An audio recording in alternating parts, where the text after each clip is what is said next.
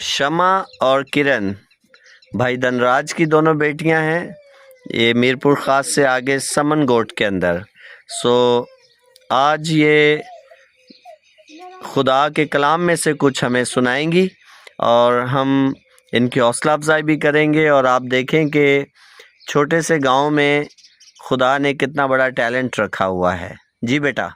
In the name of the Lord Jesus, greetings to all. मसीह को दाद में आप सबकी सलामती हो। My name is Shama and her name is Kiran. इनका नाम शमा और मेरा नाम किरण। I am going to share the word of God to you.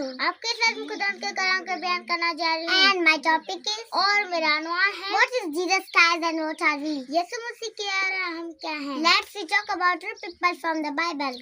आज कलाम मुकद्दस में दो इंसानों के बारे में जानेंगे। First Corinthians chapter 15 verse 47. पहला करंथियों 15 बाब की 47 आयत। The first man was earth and second man is heavenly. पहला आदमी जमीन से खाकी था, दूसरा आदमी आसमानी है। In the Old Testament, Juliet was killed by David. पुराने ड्रामों में दाऊद ने जाते जूलियट को मारा। That was an earthly character and earthly victory. ये जमीनी किरदार और जमीनी फतेह है। But in the New Testament, Jesus Christ gives complete victory. लेकिन नए ड्रामों के अंदर मसीह हमें पूरी फतह देता है। Hallelujah, Hallelujah.